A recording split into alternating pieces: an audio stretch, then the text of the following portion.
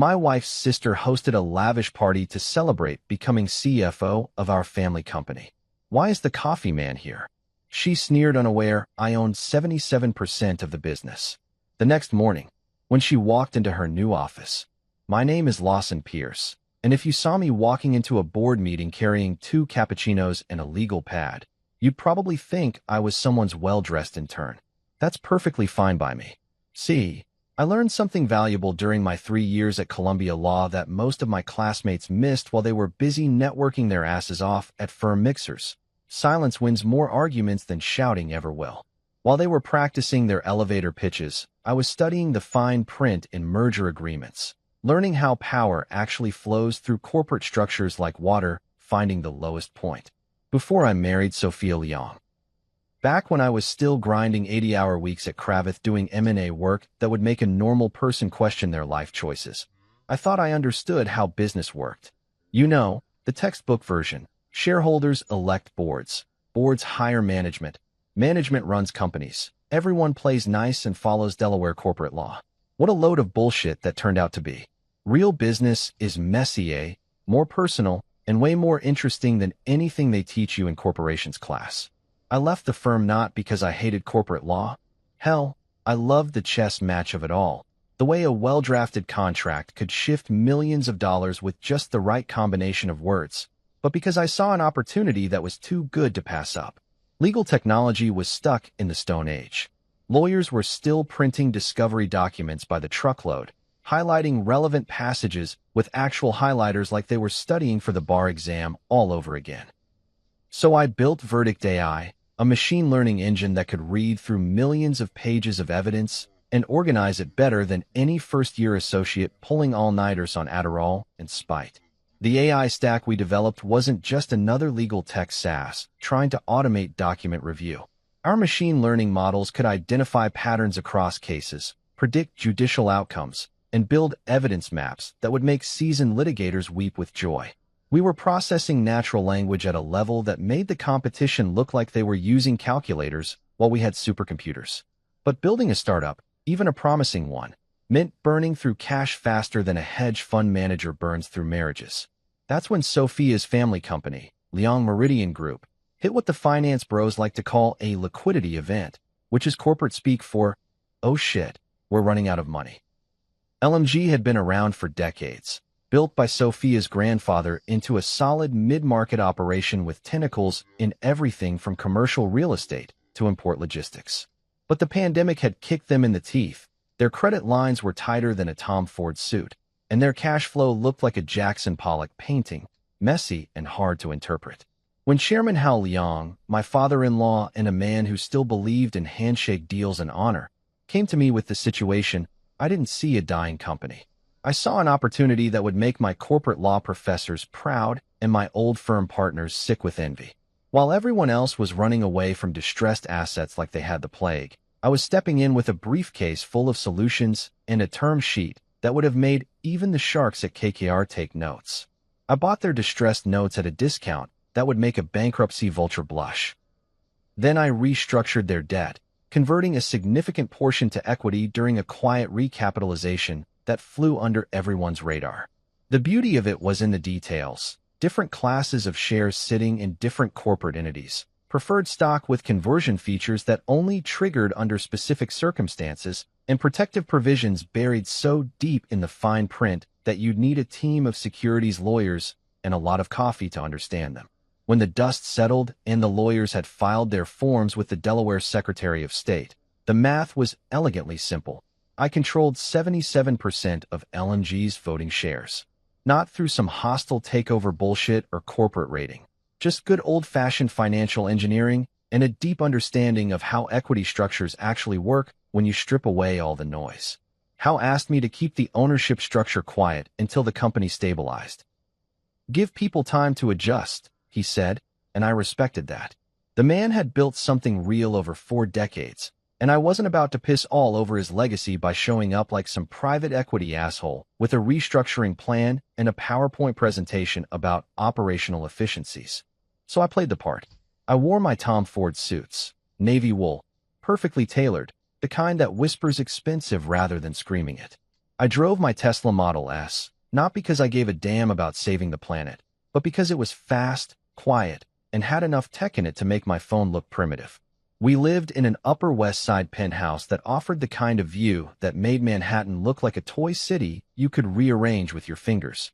When I looked down at the streets below, crawling with yellow cabs and hurried pedestrians, it was easy to forget that real power rarely announces itself. I brought coffee to meetings because I genuinely liked seeing people work well. Good coffee, the kind that costs more per pound than most people make in a day, served in real cups instead of those paper abominations that make everything taste like cardboard. I'd walk into conference rooms with a tray of cappuccinos, perfectly crafted by our office's ridiculously expensive espresso machine, and watch people's faces light up like I'd just handed them Christmas morning. What they didn't know, what nobody needed to know yet, was that I also happened to own the building, metaphorically speaking. While they were sipping their coffee and discussing quarterly projections, I was running the numbers in my head, tracking every expense, every revenue stream, every potential vulnerability in our market position. I knew our cash flow better than most people knew their own bank accounts. I understood our competitive landscape, our customer acquisition costs, our lifetime value metrics, and exactly how much runway we had before we'd need to make some serious decisions. Verdict AI was humming along nicely, signing up mid-market law firms faster than we could onboard them. Our series of funding had gone smoothly, and we were already getting interest for a Series B round that would value the company somewhere in the nine-figure range. The legal tech market was exploding, and we were positioned perfectly to capture a significant chunk of it. Venture capital firms were circling like sharks at a SEAL convention, throwing around term sheets with valuations that would make your head spin. But the real play wasn't just Verdict AI. It was the integration opportunity with LMG, the potential for cross-selling our AI services to their client base, the economies of scale we could achieve by combining operations. I could see the synergies that Wall Street analysts dream about, the kind of strategic positioning that could turn two solid companies into one unstoppable force. From the outside, I looked like the quiet son-in-law who knew his place. Sophia's family treated me with the kind of respectful distance reserved for useful outsiders, polite, appreciative, but never quite inner circle. At family dinners, I'd listen to discussions about company strategy, offering occasional insights that were well received, but never given too much weight. I was the tech guy, the startup founder, the one who understood artificial intelligence and machine learning, but probably didn't grasp the complexities of running a real business. That perception worked perfectly for me. While everyone else was busy positioning themselves for influence, making grand pronouncements about market opportunities and strategic visions, I was quietly building an empire one carefully structured transaction at a time. Every contract I reviewed, every compliance issue I flagged, every operational improvement I suggested was another brick in a foundation that was becoming unshakable. The coffee cup in my hand had become my signature prop, a visual reminder that I was there to help, not to threaten. People trusted the coffee guy. They shared information with him, asked his opinion on technical matters, included him in discussions that they might have kept private from someone they perceived as competition. And tomorrow, when Ivy Leong would throw her $48,000 party to celebrate her appointment as CFO, surrounded by admirers who thought they understood how power worked in corporate America, I'd be there with my cappuccinos and my quiet smile, watching the show and waiting for the right moment to remind everyone exactly who was writing the checks. The Mandarin Oriental's penthouse ballroom cost $48,000 for the night. I know this because I approved the expense 3 weeks ago when Ivy submitted the CFO celebration event through our corporate card system. What I didn't approve was the guest list that read like a who's who of Manhattan's most insufferable trust fund babies, private equity junior associates, and venture capital wannabes who couldn't tell the difference between a Series A term sheet and a restaurant menu. But hey, it was Ivy's night to shine, and if she wanted to blow enough money to fund a small startup's MVP development on imported orchids and a string quartet that probably graduated from Juilliard with more debt than talent, who was I to judge? After all, I was just the guy who wrote the check. The venue itself was admittedly spectacular. Floor-to-ceiling windows overlooking Central Park, crystal chandeliers that cost more than most people's cars, and enough marble to make a Roman emperor jealous. The kind of place where you half expected to see oil paintings of dead robber barons judging you from gilded frames. Everything screamed old money, which was ironic considering most of the people in attendance had inherited their portfolios rather than built them. I walked in carrying 2 cappuccinos, not because I'm some kind of masochist who enjoys being mistaken for waitstaff, but because I'd spotted Jessica Chun and Marcus Rivera, 2 junior analysts who'd been volunteered to work the registration desk. These kids were pulling 60-hour weeks trying to model our Q4 projections while also studying for their CFAs, and they looked like they hadn't seen caffeine in approximately 18 hours. The party was in full swing by the time I arrived. A jazz quartet, not the string quartet I'd been promised, but whatever, was playing something that sounded like elevator music's pretentious older brother. The smoked oysters were arranged on ice sculptures that were already starting to melt under the ambient lighting, creating little puddles that some poor catering staff member would have to mop up every 10 minutes.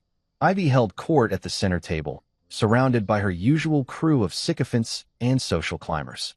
She was wearing what I'm pretty sure was a custom Hermes dress that probably cost more than our head of compliance's monthly salary, her hair done in some elaborate updo that required the kind of engineering precision usually reserved for suspension bridges.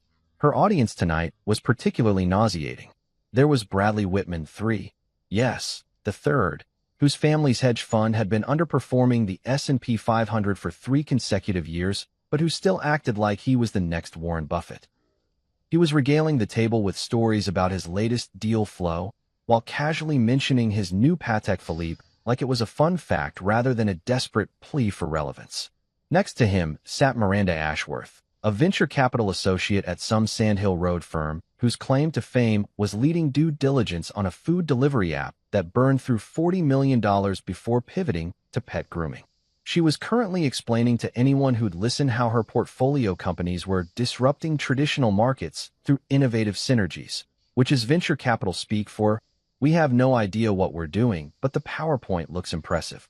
Then there was Preston Hayes, whose private equity firm specialized in buying up distressed retail chains and somehow making them even more distressed. He'd arrived via private jet, not his own, mind you, but borrowed from Daddy's firm, and hadn't shut up about the opportunities in the current market environment for the past 20 minutes. Kid couldn't spell EBITDA if you spotted him the first 4 letters, but he sure looked good in his Ralph Lauren suit. I made my way through the crowd, nodding politely at familiar faces and expertly avoiding eye contact with anyone who might want to pitch me their brilliant new fintech startup idea. The combination of open bar and networking opportunities had created the kind of atmosphere where every conversation sounded like a TED Talk about disruption and innovation. When I reached Jessica and Marcus at their little registration station, positioned strategically by the entrance so they could check names off lists while watching everyone else enjoy themselves, I set down the cappuccinos and caught the look of pure gratitude that crossed their faces. "You're literally a lifesaver," Jessica whispered, wrapping her hands around the warm cup like it was a life preserver. "I've been here since for setting up place cards and listening to people complain about the valet situation." "How's the turnout?" I asked, genuinely curious about who'd actually shown up to this circus. "Bigger than expected," Marcus replied, taking a sip of his cappuccino and immediately looking more human. "Half the guest list are people I've never heard of, but apparently they're all very important in the alternative investment space." He made air quotes, and I had to suppress a laugh. That's when I noticed the conversation at Ivy's table had shifted to that particular tone that meant someone was about to say something truly stupid. You know the sound, voices getting louder, gestures getting more animated, the kind of performative discussion that happens when people are more interested in being overheard than actually communicating. "The beauty of our acquisition strategy," Preston was explaining to a rapt audience, "is that we identify undervalued assets in mature markets and leverage operational efficiencies to maximize shareholder value." Miranda nodded sagely, like she was hearing the secret to cold fusion rather than generic private equity buzzword bingo. That's exactly the kind of strategic thinking we look for in our portfolio companies. It's all about finding those hidden gems that haven't been properly monetized. Bradley chimed in with his own nugget of wisdom. In today's market environment, you really need to have a sophisticated understanding of capital structures and debt instruments. Most entrepreneurs just don't grasp the complexity of institutional finance. I had to bite my tongue to keep from laughing. These trust fund babies were discussing capital structures like they'd invented the concept, when the most complex financial instrument any of them had probably handled was their dad's American Express Black Card. Ivy was basking in the attention, clearly loving her role as the newly minted CFO holding court among the city's financial elite. She'd spent the last hour dropping casual references to our board meetings and strategic partnerships, like she was running Goldman Sachs instead of getting handed a title at a company that would have been bankrupt if not for my intervention. That's when she noticed me standing there with the empty coffee cups, and her expression shifted in a way that made my stomach tighten. Not with nervousness. I'd faced down hostile takeover attempts and Securities and Exchange Commission investigations, but with the kind of anticipation you get when you realize someone's about to step on a landmine of their own making. Ivy looked past me first, scanning the crowd like she was searching for someone more important to acknowledge. Then her gaze landed on me directly, and that practiced society smile spread across her face like butter on warm toast. "Why is the coffee man here?" she said, her voice carrying just loud enough for the entire table to hear. Her admirers glanced in my direction with that particular brand of polite dismissal reserved for service staff who've somehow wandered into the wrong social stratum. The silence that followed was the kind you hear right before thunder. Jessica and Marcus suddenly became very interested in their registration lists. A few nearby conversations faltered as people turned to see what was happening. Even the jazz quartet seemed to miss a note. Sophia, who'd been chatting with some family friends near the bar, looked over with an expression I couldn't quite read. Not embarrassed, exactly, but not pleased either. She knew what was coming, could probably feel the shift in atmospheric pressure that precedes a storm. I set the empty cups down on Jessica's table, straightened my Tom Ford jacket, and kept my voice exactly as steady as I'd learned to do during particularly contentious depositions. The kind of calm that makes opposing counsel nervous because it suggests you're holding cards they can't see. "Congratulations, Ivy," I said, meeting her eyes directly. "Tomorrow will be interesting." The words hung in the air like smoke from an expensive cigar, carrying implications that everyone could feel but nobody quite understood. Preston stopped mid-gesture. Miranda's wine glass paused halfway to her lips. Bradley actually looked confused, which wasn't particularly difficult to achieve, but was still satisfying to witness. Ivy's smile flickered for just a moment, like a glitch in perfectly programmed software. She was smart enough to sense that something had just shifted, but not quite smart enough to understand what. I turned and walked toward the exit, leaving behind the imported orchids, the melting ice sculptures, and $48,000 worth of celebration that was about to become a very expensive lesson in corporate governance. Tomorrow morning, we had a board meeting scheduled for 9 o'clock sharp. And tomorrow, the real party would begin. Back at the penthouse, I hung up my Tom Ford jacket with the kind of care you reserve for armor that served you well in battle. The city sprawled below our floor-to-ceiling windows, Manhattan's grid system looking deceptively orderly from 40 stories up. Funny how chaos always looks organized from enough distance. I poured myself 2 fingers of Macallan 25, the kind of single malt that costs more per bottle than most people's monthly rent, and settled into my home office. The irony wasn't lost on me that I was about to dismantle someone's career using the same leather-bound closing binders that most lawyers only break out for their biggest deals. But then again, this was a big deal. The biggest, actually. The cap table didn't shout, it whispered. That's the thing about really sophisticated financial engineering. It doesn't need to announce itself with flashy presentations or dramatic board resolutions. It just sits there in the fine print, patient as a spider in its web, waiting for the right moment to make itself known. I opened the first binder, labeled LMG Recapitalization, Series A Preferred, and felt that familiar rush that comes from reviewing perfectly crafted legal documents. This wasn't some hastily thrown-together term sheet scribbled on a cocktail napkin. This was months of work by some of the sharpest securities lawyers in Manhattan, each provision carefully calibrated to achieve maximum strategic advantage while maintaining the appearance of standard venture capital structuring.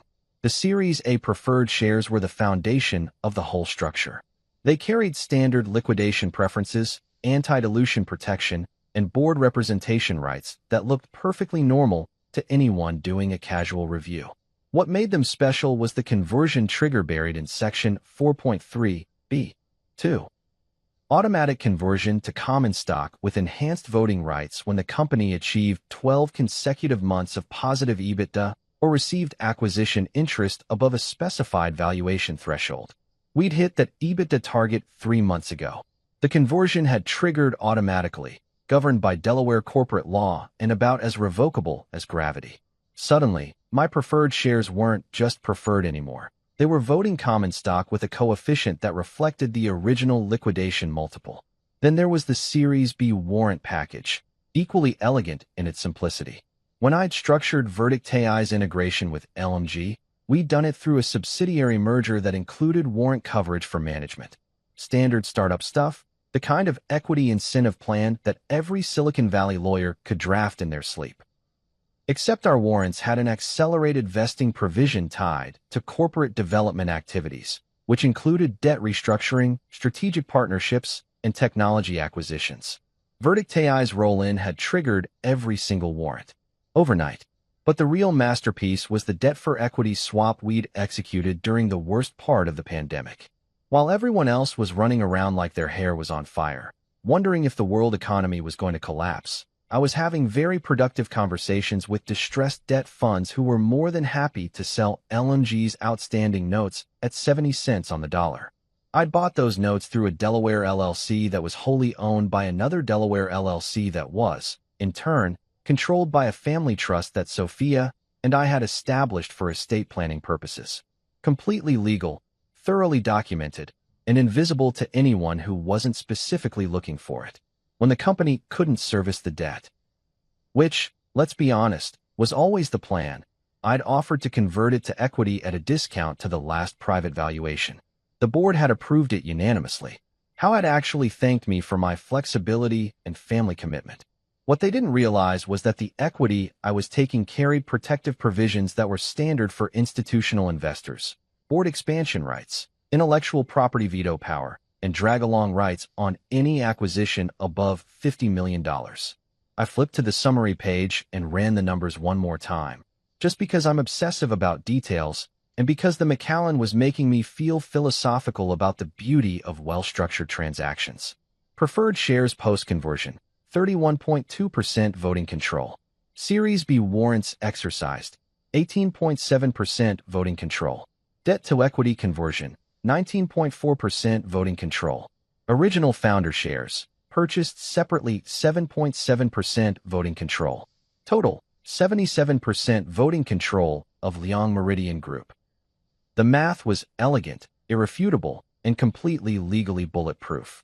I'd run it past 3 different securities lawyers, including Mireille, and gotten the same answer every time. Textbook perfect.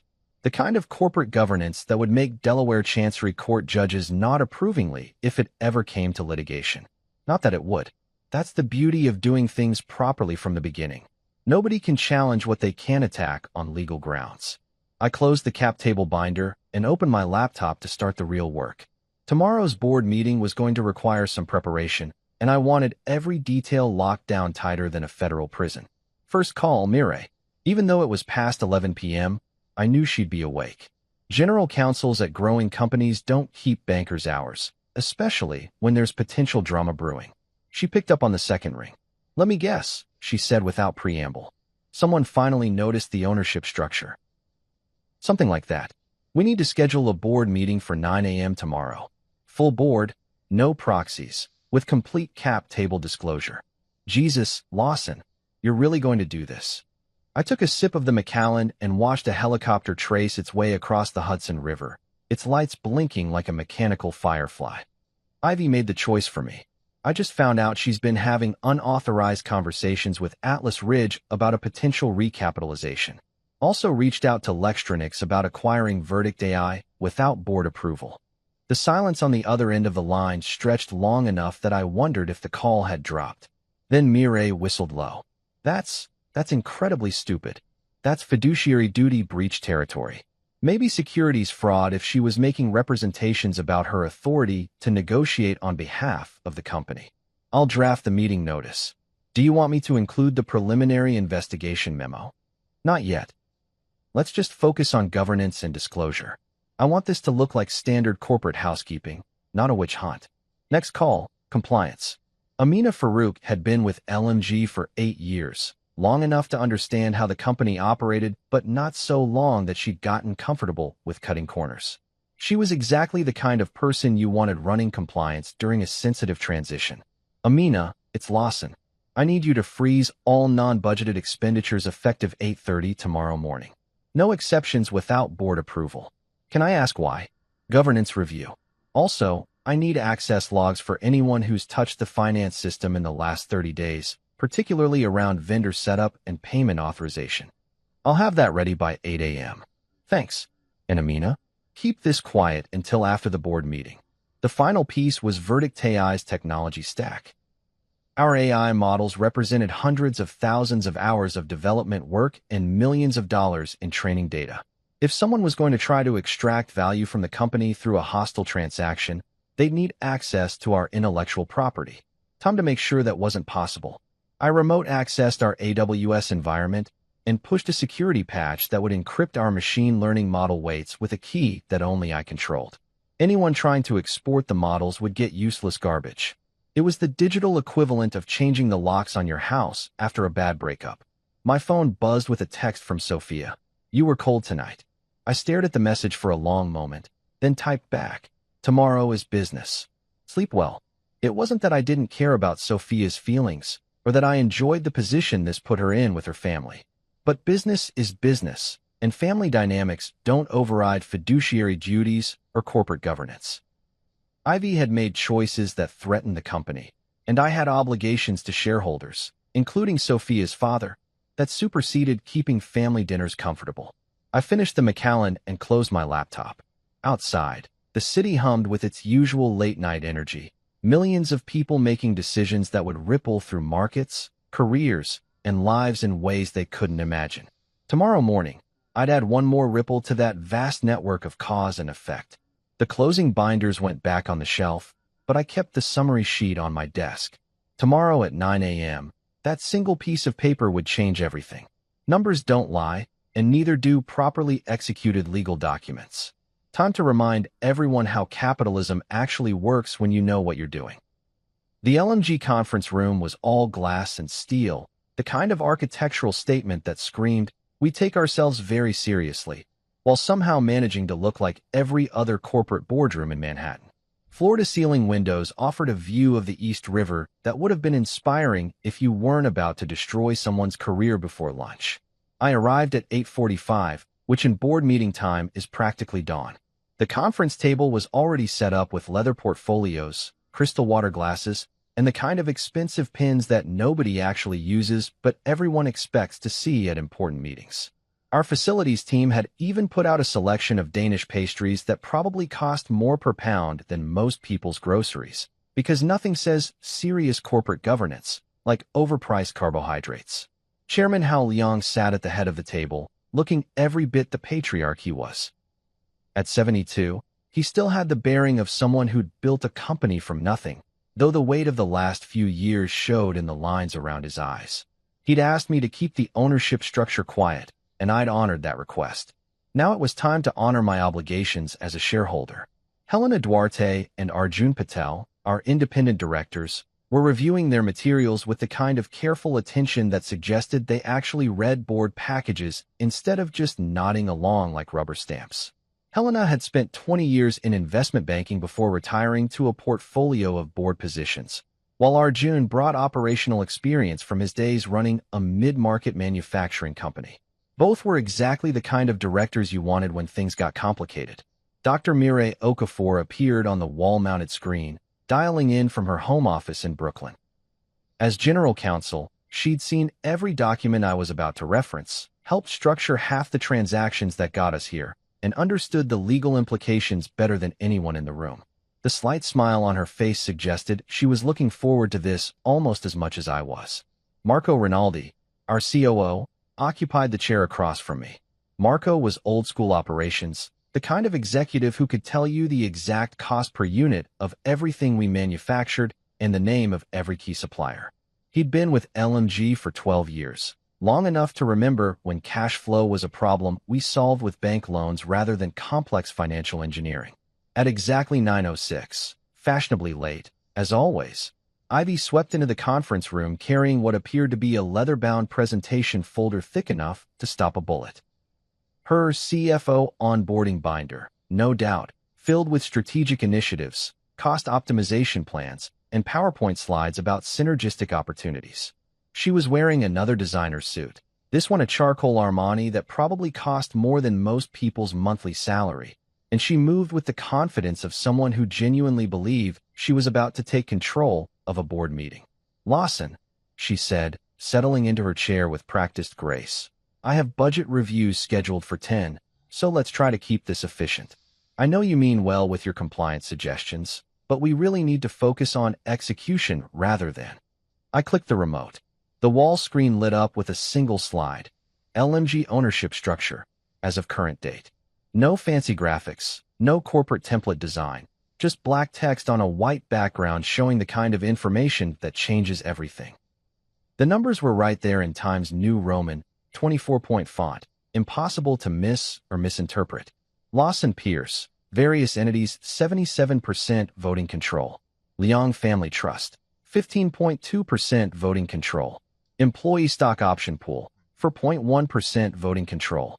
Independent Directors, 2.4% voting control. Other minority shareholders, 1.3% voting control. Ivy's eyes moved across the screen like she was reading a menu in a foreign language. I watched her process the information in real time, the slight tilt of her head, the way her perfectly manicured fingers tightened around her presentation folder, the exact moment when the implications hit her like a freight train carrying Delaware corporate law textbooks. "No," she said, and then laughed. Actually laughed, like someone had just told her the best joke she'd heard all week. "This is wrong. This has to be wrong. Michael." She turned to Hao, using his first name with the kind of familiarity that suggested she'd never doubted her place in the family hierarchy. "Chairman, tell him this is wrong." Hao folded his hands in front of him, the gesture of a man who'd been dreading this moment for months. "Ivy, the company exists because Lawson refinanced it. These numbers reflect transactions that were properly approved by this board and documented by our securities lawyers." I kept my voice calm, the same tone I'd used during depositions when opposing counsel was about to have a very bad day. The ownership structure reflects 3 separate transactions. The Series A preferred conversion, which triggered automatically when we hit our EBITDA targets. The Series B warrant exercise, which was tied to Verdict AI's integration. And the debt-to-equity swap, which converted outstanding notes during our liquidity crisis. Helena Duarte leaned forward, her investment banking background clearly kicking in. "These are standard private equity structures. The conversion triggers were disclosed in all the original documentation." "Exactly." Mireille's voice came through the speaker with the precision of someone who drafted half these documents herself. "Every transaction was arm's length, properly valued, and approved by independent board members with full disclosure of potential conflicts." Ivy's laugh had turned hollow, the sound of someone realizing they'd been playing checkers while everyone else was playing chess. "But I'm the CFO. I was just appointed CFO yesterday. You can't just sideline a CFO on day one." I clicked to the next slide. Board Resolution, Governance Review. Again, simple text, no fancy formatting. Sometimes the most powerful documents are the ones that don't try to be powerful. "We're implementing a comprehensive governance review," I said, maintaining that same calm tone. "Effective immediately, we'll be pausing CFO onboarding pending completion of this review. We'll also be examining certain recent transactions, hiring decisions, and contract discussions that may have exceeded authorized limits." The silence that followed was the kind you hear in a library at midnight, or in a courtroom when a jury is about to deliver a verdict that everyone knows will be devastating. Marco was staring at his hands. Helena and Arjun were carefully maintaining neutral expressions. Hal looked like a man watching his family company navigate a minefield he'd helped create. Ivy's designer composure was beginning to crack around the edges. "You can't do this. This is a coup. A hostile takeover disguised as a family dinner." I shook my head slowly. A hostile takeover is when someone acquires control against management's wishes. This is a majority shareholder exercising governance rights that were properly documented and legally obtained. There's a difference. What difference? Ivy's voice was rising now, the careful modulation slipping away to reveal something rawer underneath. You've been planning this for months, haven't you?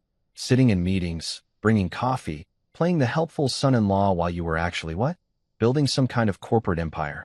I was building relationships, I replied, and making sure this company survived long enough for everyone to keep their jobs. Arjun Patel cleared his throat, the sound of someone who'd seen enough boardroom drama to recognize when it was time to focus on facts rather than feelings. Ivy, do you have any specific objections to the governance review itself? Are there particular aspects of the CFO role transition that you believe require immediate attention? It was a lifeline, professionally offered, a chance for Ivy to pivot from emotional reaction to substantive business discussion, to show that she could separate personal dynamics from corporate governance. To prove that maybe, just maybe, she understood how to operate at this level. Instead, she pointed directly at me. You pour coffee and think you're a king. And there it was. The moment when someone shows you exactly who they are when the pressure gets turned up. Not a CFO worried about fiduciary duties or shareholder value. Not a family member concerned about the company's future. Just someone who'd fundamentally misunderstood the nature of power and was now learning the difference between authority and control. I stood up slowly, straightening my jacket with the deliberate care of someone who'd just won a chess match in 4 moves. I pour coffee so people can build things. I bought debt so they could keep building. And now I'm exercising shareholder rights so they can continue building without unnecessary distractions. The math was simple. 77% voting control meant I could remove directors, approve major transactions, and set strategic direction with or without anyone else's cooperation. But I preferred cooperation. It made everything run smoother. The board will vote on the governance review, I continued. All in favor. 5 hands went up. Helena, Arjun, Hal, Marco, and mine. Mireille's voice came through the speaker. General Counsel votes in favor. Ivy's hand remained firmly in her lap. Motion carries, I said. Security will collect your building access credentials. Someone from HR will be in touch about the administrative details. As Ivy gathered her presentation folder and what remained of her dignity, I felt something that wasn't quite satisfaction. Maybe it was relief. Or maybe it was just the quiet pleasure that comes from watching a perfectly executed plan reach its logical conclusion. Tomorrow, we'd start the real work of running a company. Today, we'd just reminded everyone who was actually in charge of writing the checks. You know what they say about giving someone enough rope to hang themselves? Ivy hadn't just taken the rope. She'd woven it into a goddamn noose, tied it into a perfect slip knot, and then live-streamed herself putting her head through it while explaining her strategic vision to anyone who'd listen. The forensic accounting started immediately after the board meeting. I'd tasked Amina from compliance with pulling every email, every expense report, every vendor approval, and every contract signature that had Ivy's fingerprints on it. What we found wasn't just garden-variety corporate overreach. It was a masterclass in how to violate fiduciary duties while documenting your crimes in real time. First up, compensation packages. Ivy had managed to approve salary increases for 2 of her friends from business school before she'd even officially started as CFO. Jessica Park, who'd been hired as a strategic planning associate at a base salary that was roughly 30% above market rate, plus equity that would have made a Series B startup founder jealous. Then there was David Chun, no relation to our analyst Jessica, just another coincidentally Asian surname in Manhattan finance, who'd been brought in as Director of Business Development, with a compensation package that included a BMW allowance and what appeared to be unlimited expense privileges. The beautiful part was how she'd structured the approvals. Instead of going through proper channels, minor details like board authorization for executive compensation above certain thresholds, she'd created her own approval process. A few emails to HR about onboarding efficiency, some casual mentions of competitive benchmarking in team meetings, and suddenly we had 2 new employees making more money than people who'd been with the company for a decade. Mireille was practically vibrating with professional outrage as she walked me through the documentation. "Look at this," she said, pointing to an email thread that was like Christmas morning for employment lawyers. She's literally telling HR that as CFO-elect, I have authority to expedite critical hires. There's no such thing as CFO-elect authority in our corporate governance documents. But the compensation bullshit was small potatoes compared to what she'd been doing with our actual business strategy. Buried in a folder labeled Strategic Initiatives, corporate speak for expensive ideas that sound smart in PowerPoint. We found Ivy's grand vision for transforming LMG from a profitable, stable operation into whatever the hell was trendy in business school case studies this semester. She wanted to reallocate our entire R&D budget, money that was currently funding Verdict AI's next-generation machine learning algorithms, towards something called brand positioning and market awareness enhancement, which, as far as I could tell from the proposal documents, meant hiring a boutique consulting firm to redesign our logo and maybe get us featured in some industry publications that nobody reads. She wants to spend $2 million on brand consulting, Marco said, looking at the proposal like it was written in hieroglyphics. We're a B2B operation. Our customers care about delivery times and contract compliance, not whether our fucking logo looks good on Instagram. The consulting firm in question was Meridian Brand Strategies. And yes, the name similarity was intentional. Turns out they were founded by another one of Ivy's Wharton classmates, someone named Trevor Blackstone, who'd spent the last 5 years helping startups burn through venture capital money on brand experiences and narrative architecture. But even that wasn't the crown jewel of Ivy's stupidity. The real masterpiece was hiding in her sent folder, in a thread she'd apparently forgotten to delete after the board meeting. Atlas Ridge Capital had been circling LMG for months, the way private equity firms circle any successful family business that might be vulnerable to a recapitalization. Their standard playbook approached the company with promises of strategic growth capital and operational expertise, loaded up with debt, strip out anything valuable, and then flip it to the highest bidder or take it public in a few years. Normal protocol for handling acquisition interest is pretty straightforward. Inform the board, engage investment bankers if appropriate, and let the shareholders decide whether they want to explore a transaction. What you don't do, what no rational person with a functioning understanding of corporate governance would ever do, is start negotiating directly with the potential acquirer before you've even officially started your job.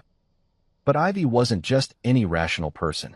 She was a visionary leader with innovative ideas about fiduciary responsibilities. The email thread with Atlas Ridge started 3 weeks before her CFO appointment was even announced.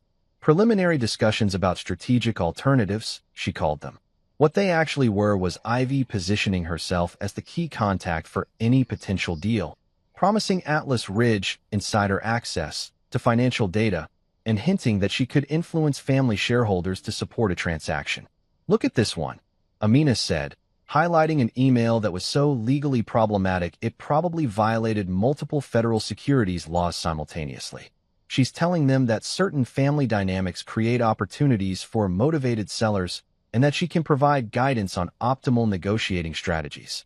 Translation: she was planning to help private equity vultures figure out how to pressure her own family into selling the company that had supported them for 3 generations. But wait, there's more.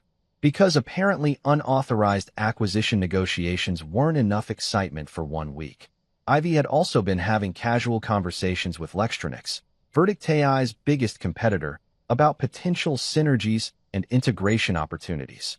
In case you're not fluent in startup bullshit, synergies means we want to buy your technology and fire your employees, and integration opportunities means we think we can steal your customers and your intellectual property at the same time. The Lextronix emails were even more damaging because they showed Ivy had been sharing confidential information about Verdict AI's product roadmap, customer acquisition costs, and competitive positioning. Information that, if it got into the wrong hands, could have destroyed our ability to compete in the legal tech market. She sent them our Series B pitch deck, I said, staring at the email attachment with the kind of fascination usually reserved for car accidents and reality TV shows. The one with our customer retention metrics and revenue projections. Mireille was already drafting cease and desist letters to both Atlas Ridge and Lextronix, demanding return of all confidential materials and threatening legal action that would make their corporate counsel wake up in cold sweats. This is textbook breach of fiduciary duty, she said, her voice carrying the satisfaction of a prosecutor who'd just been handed a confession video. Plus potential violations of securities law, trade secret misappropriation, and probably a few other charges I haven't thought of yet. The board reconvened that afternoon in emergency session. No fanfare this time, no presentations, just a conference room full of very serious people reviewing very damaging evidence. Helena and Arjun had spent their lunch break consulting with their own legal advisors, and they looked like judges preparing to sentence someone for embezzlement. The pattern of behavior is clear, Helena said, reviewing Amina's compliance report with the methodical attention of someone who'd seen this kind of corporate malfeasance before. Unauthorized compensation decisions, misallocation of corporate resources, disclosure of confidential information to competitors and potential acquirers. This isn't a case of poor judgment. This is systematic breach of fiduciary duties. Ivy tried one last desperate gambit, the corporate equivalent of pleading not guilty by reason of temporary insanity. These were exploratory conversations, she insisted. Due diligence. Strategic planning. Everything I did was in the company's best interests. Arjun looked up from his tablet, where he'd been researching Delaware case law on director and officer liability. Sending proprietary financial data to competitors without board authorization isn't strategic planning, he said with the kind of patient tone usually reserved for explaining basic concepts to children. It's corporate espionage. The vote was unanimous. Administrative leave pending completion of the compliance investigation. Security would collect her badge, her corporate cards, and access to all company systems. Her company laptop would be forensically imaged, her email accounts preserved, and her authorization to bind the company in any capacity immediately revoked. This is a witch hunt, Ivy said, but her voice had lost all its earlier confidence. She looked around the room like she was expecting someone to come to her rescue, to point out that this was all a big misunderstanding, that she was just an ambitious executive trying to add value. I stood up and straightened my tie, the same gesture I'd made that morning when the ownership structure had first appeared on the screen. This isn't a witch hunt, Ivy. This is corporate governance. When you take fiduciary responsibility seriously, this is what accountability looks like. The security guard was waiting outside the conference room with a cardboard box and a very professional expression that suggested he'd done this before. Ivy gathered her things with as much dignity as someone can manage while being escorted out of their own family's company. As the elevator doors closed behind her, I couldn't help but think about the $48,000 party she'd thrown just 2 days earlier. All that imported orchid money, and she'd never even gotten to finish her first week as CFO. Sometimes the market corrects itself faster than you expect. The penthouse felt different when I got home that evening. Same marble countertops, same floor-to-ceiling windows overlooking Central Park, same ridiculously expensive Italian furniture that Sophia had insisted would create the right impression for entertaining. But the atmosphere had shifted in that subtle way that happens when family dynamics implode and everyone's trying to pretend everything's still normal. Sophia was sitting at our dining table, a custom walnut piece that cost more than most people's cars, with her laptop open and what looked like every document from our wedding planning spread across the surface.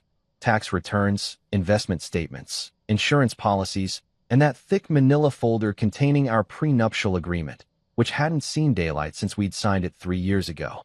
So, she said without looking up, her voice carrying that particular tone wives use when they're about to have conversations their husbands really don't want to have. Did you really have to do it like that? I poured myself a scotch. Not the Macallan 25 tonight, just regular 20-year-old stuff that only cost $400 a bottle, and sat down across from her. The city lights were starting to twinkle outside.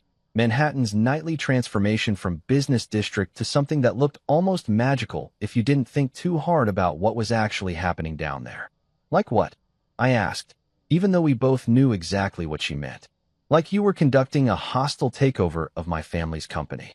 Like you were some private equity asshole who bought distressed debt just to humiliate people at board meetings. That stung a little, mainly because it wasn't entirely wrong. The techniques I'd used, debt for equity swaps, preferred share conversions, protective provisions buried in corporate charter amendments, were exactly the kind of financial engineering that hostile raiders had been perfecting since the 1980s. The fact that I'd used them to save the company instead of strip it for parts didn't change the fundamental mechanics. Your sister spent her first week as CFO trying to sell the company to Atlas Ridge and leak our proprietary technology to our biggest competitor, I said, keeping my voice as calm as I could manage. What exactly was the gentle way to handle that? Sophia finally looked up from her laptop, and I could see she'd been crying. Not the dramatic, mascara-running kind of crying you see in movies, but the quiet, exhausted kind that comes from realizing your family isn't what you thought it was. I know what Ivy did was wrong, she said, but she's still my sister. And the way you just obliterated her in front of the board, in front of Dad, it looked personal. It wasn't personal. It was business. Everything is business with you, Lawson. Even us, apparently. She gestured at the prenup, and I realized she'd been going through our financial arrangements with the kind of methodical attention usually reserved for due diligence reviews.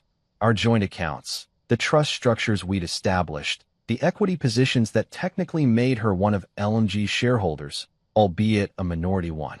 That's not fair, I said, but even as the words came out, I wasn't entirely sure they were true. When you spend your professional life thinking in terms of risk management and asset protection, it's hard to turn off that analytical framework when you get home, isn't it? You restructured my family's company without telling me. You've been planning this takeover for 2 years, and I found out about it at the same time as everyone else. How is that not treating our marriage like a business transaction? I took a long sip of the scotch and tried to figure out how to explain corporate governance to someone who was understandably more concerned with family dynamics than Delaware law. I didn't plan a takeover. I planned a rescue. Your father came to me when the company was 6 months away from bankruptcy. I could have let it fail, or I could have structured a solution that kept it in family hands while giving me enough control to prevent exactly the kind of stupidity your sister just demonstrated. But you didn't tell me. Your father asked me not to. He wanted time for the family to adjust to the new reality before we made the ownership structure public. Sophia laughed, but it wasn't a happy sound. The new reality where my husband owns 77% of my family's legacy and my sister gets escorted out by security guards. The new reality where your family's legacy doesn't get carved up by private equity vultures who would have fired half the employees and sold the real estate to the highest bidder. That seemed to land. Sophia knew enough about business to understand what Atlas Ridge's friendly recapitalization would have actually meant for LMG's 140 employees, most of whom had been with the company for years and had families to support. She closed her laptop and rubbed her eyes. I need to understand something. If this was really about protecting the company, why does it feel like you were protecting it from us? That was a fair question, and probably one I should have been prepared for. Because us included someone who was actively trying to sell trade secrets to our competitors. Look, Sophia, I love your family. I respect what your father built. I want to preserve it, and I want everyone to succeed. But I'm not going to let emotional loyalty override fiduciary responsibility. Fiduciary responsibility to who? To the company, to the employees, to the shareholders, including your father and including you. She pulled out the prenup and spread it across the table like she was reading tea leaves. Speaking of shareholders, I've been thinking about our little arrangement here. Our prenuptial agreement was a work of art, drafted by 2 of Manhattan's most expensive family law attorneys with the kind of precision usually reserved for international treaties. We'd both insisted on independent counsel, full financial disclosure, and what lawyers call procedural safeguards to ensure nobody could claim they'd been coerced into signing. The agreement was fair, probably more than fair. Sophia retained separate ownership of assets she'd brought into the marriage, including her inheritance from her grandmother and the small equity stake in LMG that had been gifted to her for tax planning purposes. I kept my startup equity and my various investment positions. Everything acquired during the marriage would be split according to a formula that took into account both financial and non-financial contributions. But here's the thing about prenups that most people don't understand. They're not just legal documents. They're trust exercises. When 2 people sign a prenup, they're essentially saying, I love you enough to marry you, but I'm realistic enough to plan for the possibility that we might someday hate each other. What exactly are you thinking? I asked, trying to keep the defensive edge out of my voice. I'm thinking that my stake in LNG just became a lot more valuable, and I'm wondering whether our agreement adequately reflects that new reality. She was right, of course. Her minority position in a family business had been worth maybe low seven figures when we'd signed the prenup. Her minority position in a company that was now attracting acquisition interest in the nine-figure range was a completely different asset class. The prenup covers appreciation of premarital assets, I pointed out. Your LMG shares were separate property when we got married, so any increase in value remains separate property. Unless I can demonstrate that the increase was due to marital effort or marital assets. I stared at her. Are you threatening to challenge our prenup? I'm trying to understand whether my husband thinks of me as a business partner or as a potential liability. That hit harder than it should have. The truth was, I'd been so focused on protecting everyone's financial interests that I'd forgotten to consider the emotional cost of making unilateral decisions about other people's lives. Corporate governance might be clear-cut, but family relationships are messier than any legal document can anticipate. I think of you as my wife, I said finally. I think of your family as people I care about who needed help, and I think of your sister as someone who made catastrophically bad decisions that could have destroyed everything your father spent 40 years building. Sophia was quiet for a long moment, looking out at the city lights like she was trying to read some kind of message in them. If you'd told me what you were planning, I could have talked to Ivy. Maybe prevented some of this. Maybe. Or maybe she would have accelerated her timeline with Atlas Ridge, and we'd be having a very different conversation right now. We'll never know, will we? No, we won't. She started gathering up the financial documents, creating neat stacks the way she'd learned during her brief stint at Goldman Sachs before deciding investment banking wasn't for her. I need you to promise me something. What? Promise me you won't destroy her publicly. Whatever happens with the compliance investigation, whatever settlement you negotiate, don't humiliate my sister in the press or the business community. She's made enough mistakes for one lifetime. I finished my scotch and thought about the cease and desist letters Mireille was drafting, the potential securities violations we'd uncovered, the employment lawyers who would probably be very interested in Ivy's unauthorized compensation decisions. There were a dozen different ways this could escalate into the kind of corporate scandal that makes front-page business news. I'll keep it contained, I promised. If she cooperates with the investigation and agrees to a reasonable settlement, we'll handle this quietly. No public statements, no leaked documents, no victory laps in the Wall Street Journal. And if she doesn't cooperate, then we litigate. But even then, we let the court documents speak for themselves. Sophia nodded and closed the prenup folder. I forgot you were a lawyer before you became a tech entrepreneur. I never stopped being a lawyer. I just started building companies instead of just writing contracts for them. She stood up and kissed me on the forehead, the kind of gesture that suggested forgiveness without necessarily implying approval. Next time you plan to save my family's company, maybe give me a heads up? Next time I will.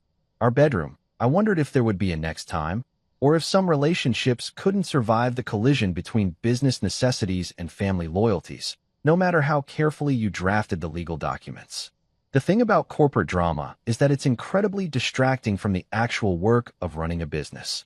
While everyone was gossiping about boardroom coups and family dysfunction, we still had customers to serve, products to ship, and a machine learning algorithm that wasn't going to optimize itself. So the morning after my uncomfortable conversation with Sophia about prenups and family loyalty, I did what I always do when things get complicated. I focused on the fundamentals. First order of business. Rebuild the finance team that Ivy had systematically dismantled during her brief reign of terror. She'd managed to sideline 3 competent people in favor of her business school buddies, creating a power vacuum that would have made Machiavelli proud. Time to fix that clusterfuck. Nikita Volkov was my first call. I'd worked with Nikita during the Series A fundraising, and she had the kind of clean reputation that made auditors smile and regulators nod approvingly. Former Big Four experience, CPA credentials that weren't bought from some diploma mill, and most importantly, zero connections to Ivy's social network of overprivileged Manhattan finance bros. Nikita, I need you to take over as interim CFO while we sort out this governance situation. Standard compensation package, equity participation, and a clear mandate to unfuck whatever financial reporting disasters you're going to find. How bad is it? She asked, which was exactly the right question. Bad enough that we're doing a complete compliance review, but not so bad that you can't fix it in a few months if you're willing to work weekends and drink a lot of coffee. She was in my office by lunch, armed with forensic accounting software and the kind of methodical attention to detail that makes financial statements tell the truth instead of whatever story management wants them to tell. Next up, restoring the compliance function that Ivy had gutted faster than a private equity firm strips assets. Amina Farouk had been L&G's head of compliance for 8 years before Ivy decided that regulatory overhead was preventing agile decision-making. Translation: following the law was cramping her style, so she'd reassigned Amina to special projects and hired some consulting firm to handle compliance on a part-time basis. Amina, you're back in your old role with an expanded mandate. I want you to map every contract, audit every vendor relationship, and review every financial commitment that's been made in the last 6 months. If it doesn't have proper authorization, flag it. If it violates company policy, document it. If it breaks federal law, call Mireille immediately. What's my budget for external support? Whatever you need. This isn't about cost control. This is about making sure we don't get indicted by the Southern District of New York. While Nikita and Amina were digging through the wreckage of Ivy's financial planning, I turned my attention to the operations side. Marco Rinaldi, our COO, had been holding things together with the corporate equivalent of duct tape and prayer while everyone else was playing Game of Thrones in the boardroom. Marco, let's talk about those strategic initiatives that were sucking oxygen away from actual revenue-generating activities. He pulled up a PowerPoint presentation that looked like it had been designed by someone who'd overdosed on business school case studies. Brand positioning, consultant engagement, market awareness enhancement program, and something called narrative architecture development. Total cost, $2.4 million over 18 months. And what exactly would we get for that investment? A new logo, some thought leadership articles, and maybe a booth at industry conferences where we could hand out branded stress balls. I deleted the entire project with the kind of satisfaction usually reserved for canceling subscriptions to services you never used. Kill it. All of it. Take that budget and put it back into R&D where it belongs. Already done. The Verdict AI team has been waiting for approval to expand their machine learning infrastructure. Now they can actually afford the GPU clusters they need to train the next generation models. That was music to my ears. While Ivy had been fantasizing about turning L&G into some kind of lifestyle brand, our actual competitive advantage was sitting in a server farm in Virginia, processing millions of legal documents and getting smarter every day. Verdict AI 3.2 was already in beta testing with 3 major law firms, and the early feedback was exactly what you want to hear. Lawyers were using it to win cases they wouldn't have won otherwise. The AI stack we'd built wasn't just faster than the competition. It was fundamentally better at understanding legal context. Our natural language processing models could identify relevant precedents that human researchers would miss, predict judicial outcomes with accuracy that made veteran litigators nervous, and organize evidence in ways that turned complex cases into clear narratives. The kind of technology that makes billable hours more productive instead of just more expensive. What's our sales pipeline looking like? I asked Marco, pulling up the CRM dashboard that tracked our customer acquisition funnel. 3 major law firm pilots that had stalled during the transition period. But now that we've got proper product support back, we can reopen those conversations. Plus 2 inbound leads from firms that heard about our evidence mapping capabilities through word of mouth. Word of mouth is the holy grail of B2B software sales. When lawyers start recommending your product to other lawyers, you know you've built something that actually solves real problems instead of just automating existing inefficiencies. The legal technology market was littered with startups that had raised millions of dollars to build solutions nobody wanted. We'd built something people were willing to pay for, which made us practically unicorns in the legal tech space. Of course, success brings its own problems. By Thursday, I was fielding calls from venture capital firms who'd apparently decided that L&G's corporate restructuring made us an even more attractive investment opportunity. Nothing says hot startup like a boardroom coup and some family drama, apparently. Lawson, it's Brad Stevenson from Altitude Ventures. Heard through the grapevine that you might be raising a growth round. We'd love to get on your calendar to discuss strategic partnership opportunities. Translation: We have too much money and not enough places to put it, and your corporate dysfunction suggests you might be desperate enough to accept a lower valuation than you deserve. Thanks for the interest, Brad, but we're not actively fundraising right now. The company is well capitalized and growing profitably. What about a minority position? We're very founder-friendly, and we could provide operational support for scaling your go-to-market strategy. I'll keep that in mind if our circumstances change. I hung up and immediately got another call from a different VC firm with basically the same pitch. Then another. Word travels fast in Manhattan's insular finance community, and apparently our little family drama had made us the hot new thing in enterprise software investing. The irony wasn't lost on me. 6 months ago, these same firms would have demanded extensive due diligence, multiple board seats, and liquidation preferences that would have diluted our equity into homeopathic concentrations. Now that we demonstrated the kind of ruthless corporate governance that private equity firms respect, they were offering to write checks with minimal strings attached. But we didn't need their money, which is exactly when venture capital becomes most eager to give it to you. Verdict AI was generating positive cash flow, LMG's operations were stabilizing, and our combined entity had enough runway to execute our growth plan without external funding. The best position to be in when evaluating investment offers is not needing them at all. The all-hands meeting was scheduled for Friday afternoon in our main conference room. I wanted to address the elephant in the room, the fact that everyone's supposed new CFO had been escorted out by security, without turning it into a corporate soap opera. I wore the same Tom Ford suit I'd worn to Ivy's $48,000 celebration, partly because it projected the right kind of authority and partly because I have a twisted sense of humor about symbolic gestures. This week has been eventful. I began, which got a few nervous laughs from the assembled staff. But I want to be clear about something. The changes in our executive team aren't about drama or politics. They're about ensuring that LMG continues to operate with the highest standards of corporate governance and fiduciary responsibility. I clicked to the next slide, showing our Q3 financial results. Revenue up 18% year-over-year, EBITDA margins expanding, customer acquisition costs declining. The kind of numbers that make investors write checks and employees feel secure about their jobs. We're profitable, we're growing, and we're building technology that's changing how legal professionals work. None of that changes because of personnel decisions at the executive level. Helena Duarte, who'd agreed to stay on as an independent director, was sitting in the front row taking notes.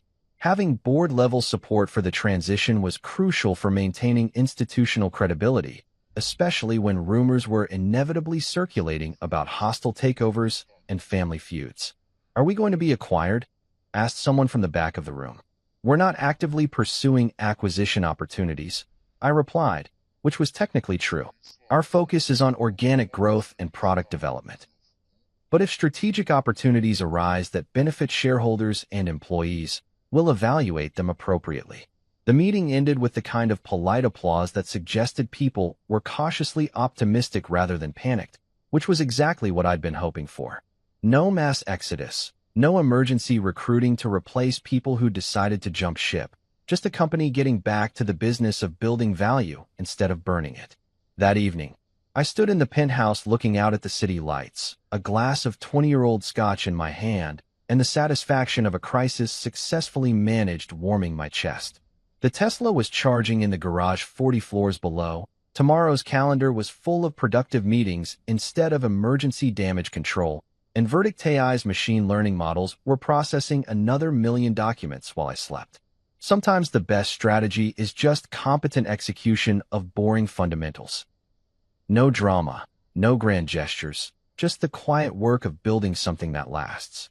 You've got to admire someone who gets escorted out of their family's company by security guards and then decides the appropriate response is to hire a crisis PR firm and file for emergency injunctive relief. It takes a special kind of delusional confidence to look at a situation where you've been caught red-handed violating fiduciary duties and think, you know what this needs? More lawyers and some strategic media spin. Ivy's counterpunch came exactly 8 days after her administrative leave started, which was either perfect timing or spectacularly bad timing, depending on how you look at corporate warfare dynamics. She'd retained Morrison and Associates, a boutique crisis management firm that specialized in what they called executive reputation rehabilitation and what everyone else called making rich people's problems disappear through aggressive gaslighting. The PR strategy was textbook corporate victim playing. Anonymous sources started whispering to business reporters about family power struggles and hostile internal takeovers at LMG. Suddenly, I wasn't the majority shareholder who'd saved a family business from bankruptcy. I was the manipulative son-in-law who'd exploited personal relationships to seize control of assets that didn't rightfully belong to me. Have you seen this bullshit? Mireille asked during our morning legal update call, her voice carrying the kind of professional irritation that comes from watching opposing counsel try obviously stupid tactics. She was reading from what sounded like a very expensive hit piece in one of those industry publications that nobody reads, but everyone pretends to care about. Sources close to the Liang family describe a systematic campaign to undermine established leadership through complex financial instruments that may not reflect the true intentions of the original shareholders, she read in the kind of monotone usually reserved for reading tax code. The timing of these revelations, coinciding with Ivy Liang's appointment to the CFO position, raises questions about the motivations behind recent corporate governance changes. I was sitting in my office, watching Manhattan wake up 40 stories below while sipping coffee that cost more per pound than most people's grocery budgets. Let me guess, I said. They're not actually alleging any specific wrongdoing, just raising questions and concerns about perfectly legal corporate transactions. Exactly. Classic reputation assassination disguised as business journalism. They're hoping to create enough smoke that people assume there must be fire somewhere. But the PR offensive was just the opening act. The main event was the emergency motion Ivy filed in Delaware Chancery Court, seeking immediate reinstatement to her CFO position and temporary restraining orders against what her lawyers characterized as retaliatory actions taken in violation of corporate governance procedures and fiduciary duties. Her legal theory was actually kind of creative, in the way that desperate Hail Mary passes can be creative. She claimed that my equity conversions, while technically legal, violated the implied covenant of good faith and fair dealing because they were designed to circumvent the family's reasonable expectations about corporate control. Furthermore, she argued that placing her on administrative leave without adequate procedural safeguards violated her rights as both a shareholder and an appointed officer. It's complete horseshit, Mireille explained during our strategy session, but it's well-crafted horseshit. Her lawyers are smart enough to focus on equity and process issues rather than trying to challenge the underlying documentation. Our response was swift, comprehensive, and absolutely devastating.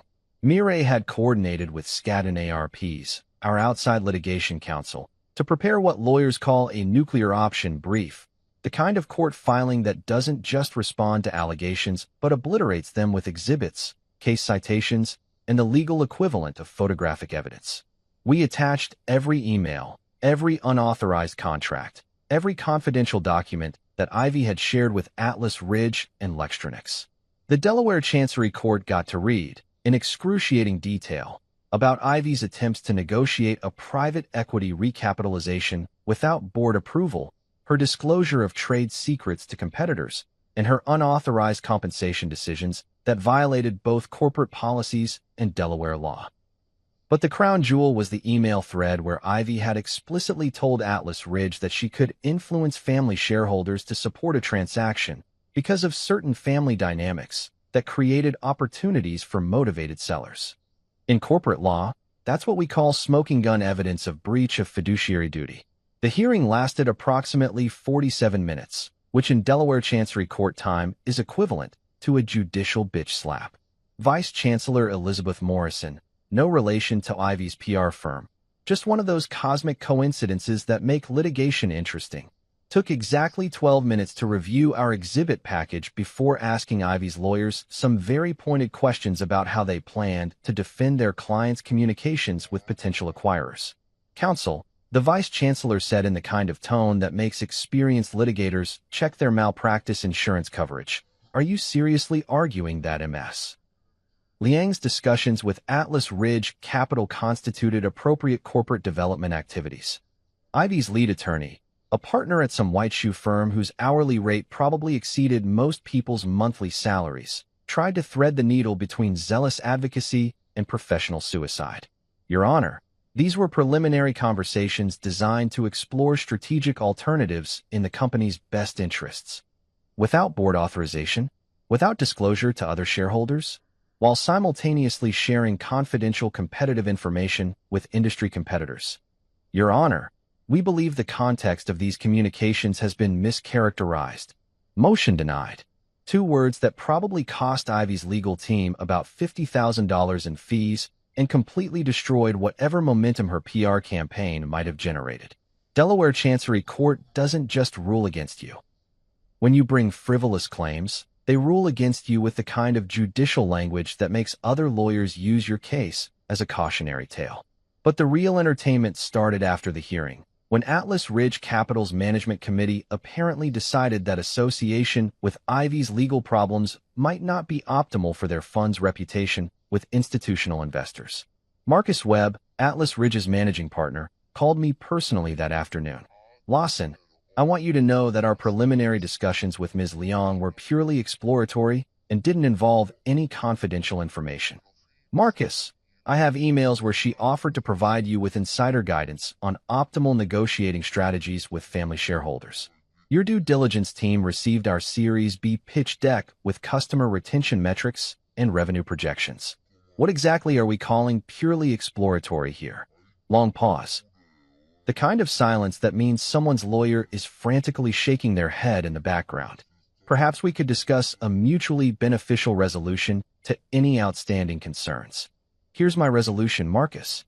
You're going to return all confidential materials, sign a non-disclosure agreement with enforcement provisions that will make your general counsel wake up in cold sweats, and explain to your limited partners why your firm was soliciting insider information from someone who didn't have authority to provide it.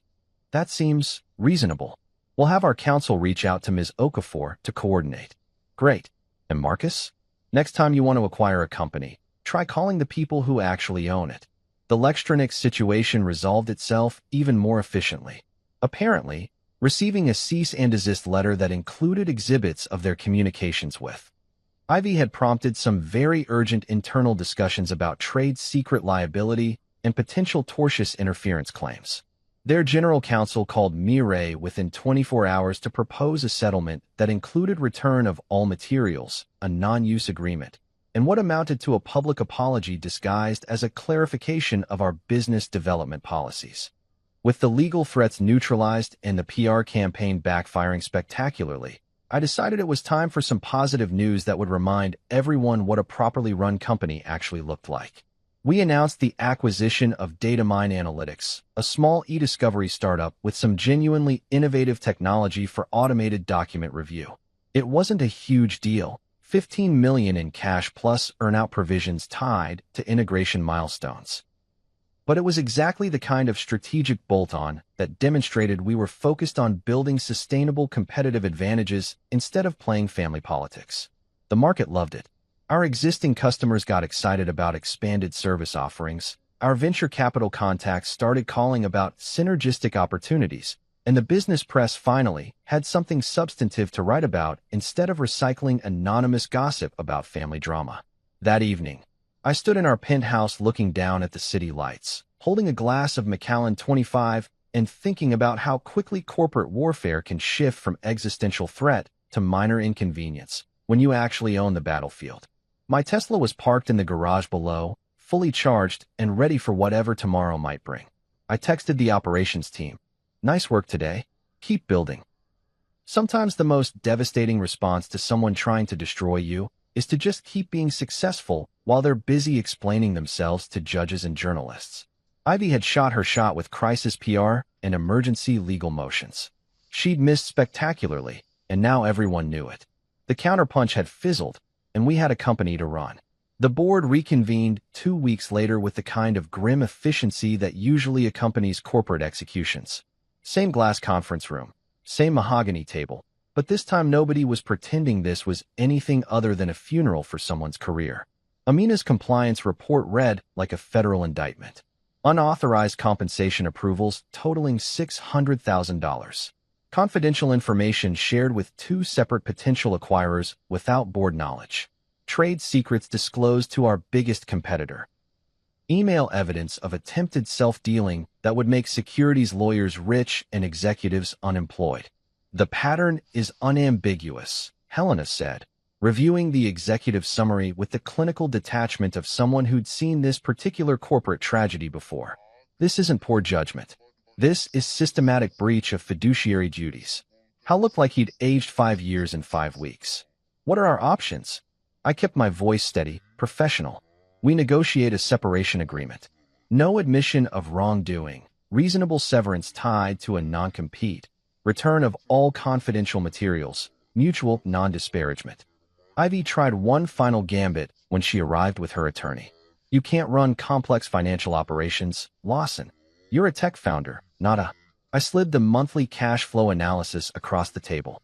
Revenue up 18%, operating expenses down 12%, customer acquisition costs improved across all segments.